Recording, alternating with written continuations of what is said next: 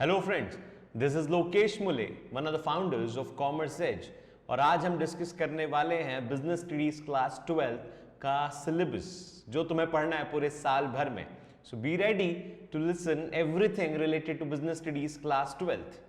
उससे पहले जिन लोगों ने अभी तक इस कॉमर्स एज चैनल को सब्सक्राइब नहीं करा है, ऐसे और सारे अच्छे वीडियोस के लिए लाइक करो, शेयर करो, सब्सक्राइब करो और बेल आइकन जरूर प्रेस करना ताकि आगे आने वाले सारे नोटिफिकेशंस को तुम लोग देख सको।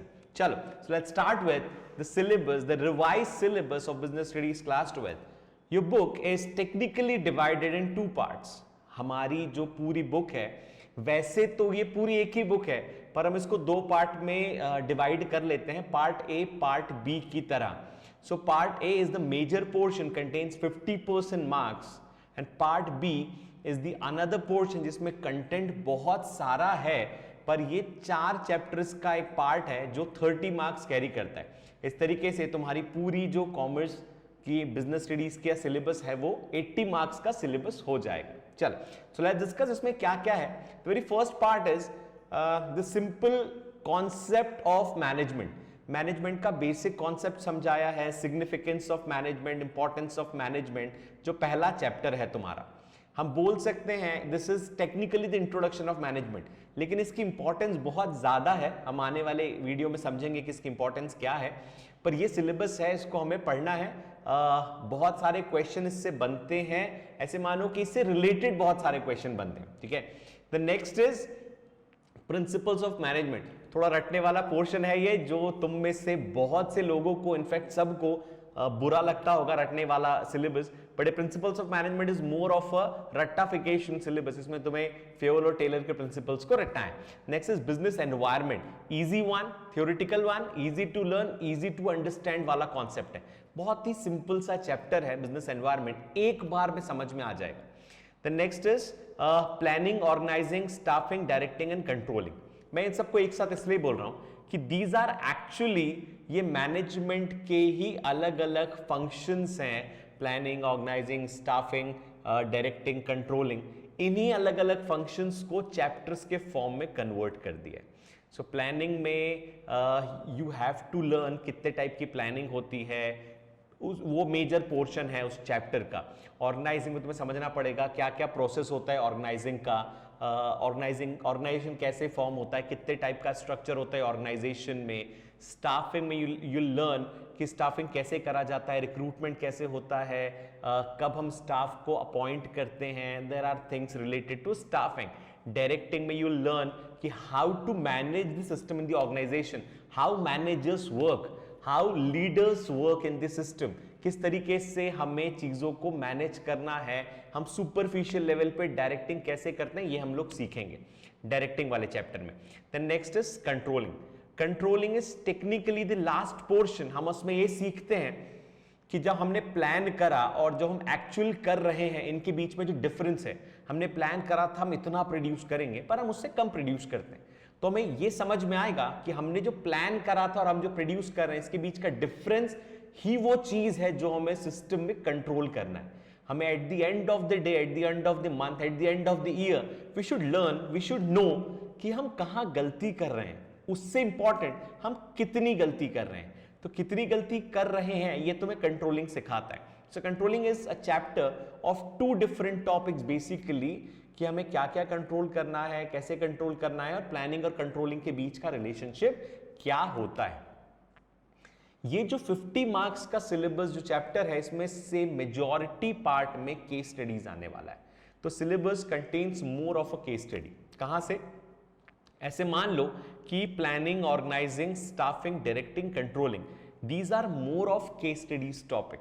एक और केस स्टडी का टॉपिक हो सकता है, वो है प्रिंसिपल्स ऑफ मैनेजमेंट। और बाकी जो चैप्टर्स, उसमें केस स्टडी तो बनती ही बनती है, साथ में केस स्टडी के अलावा यू विल हैव थोड़ा बहुत नॉर्मल क्वेश्चंस भी वहां से बनेंगे। बाकी चैप्टर से केस स्टडी के आने के चांसेस बहुत ज्यादा हैं। अब वैसे भी बोर्ड केस स्टडी की तरफ शिफ्ट हो गया है, अच्छा पैटर्न है केस स्टडी का, तुम्हें केसेस के थ्रू समझने को मिलता है how to study business. This is management का सिस्टम, मैनेजमेंट ऐसा ही पढ़ा जाता है केस स्टडी के थ्रू। तो this syllabus contains case study वाला पोर्शन। फिर हम आते हैं बिजनेस, फाइनेंस एंड मार्केटिंग। इस सिलेबस को 2 पार्ट में डिवाइड करो। So first is finance and second is marketing. So first finance में your financial management and financial market, ये पूरा जिस तरह के, ऐसे मानो जिस तरह से तुम शेयर मार्केट समझते हो, ये चैप्टर उसी का कॉन्सेप्ट है। हम मोर और लेस शेयर मार्केट का एक स्ट्रक्चर, शेयर मार्केट को ही हमें समझना है अलग लेवल पे। तो ये वो चैप्टर है business finance and financial management and financial market. ऐसे समझो कि फाइनेंशियल मार्केट में हम ये पता करेंगे कि हमारे पास कौन कौन से सोर्सेज हैं फाइनेंस अरेंज करने का। तो तुम वो सारे इंपॉर्टेंट सोर्सेज जो तुम्हें वैसे भी इकोनॉमिक्स, अकाउंट्स, बिजनेस स्टडीज, अगर तुमने कॉमर्स लिया है तो वो सारे सोर्सेज तुम्हें वैसे भी पढ़ने पड़ेंगे, पढ़ने चाहिए। तो यू लर्न कि what are the different sources to arrange the finance. For example SEBI से रिलेटेड स्टॉक मार्केट, बैंक्स हैं, लेंडर्स हैं, कौन कौन से सोर्स ऑफ लेंडिंग, कहाँ से हमें लेंडिंग मिलेगी, कहाँ से बोरोइंग होगी, ये हम सारे सोर्सेज को पढ़ते हैं। फाइनेंशियल मैनेजमेंट विल लर्न कि कंपनी के पास जब फाइनेंस आ जाता है फ्रॉम एनी सोर्स, क्या खुद का कैपिटल होगा या बाहर से बोरो करेंगे, हाउ टू मैनेज इट, कितना है, कितना हमें यूटिलाइज करना है। सो वी जस्ट लर्न कि हमें उस सोर्स के मिलने वाले फंड्स को मैनेज कैसे करना है। फिर हम आते हैं मार्केटिंग मैनेजमेंट पे।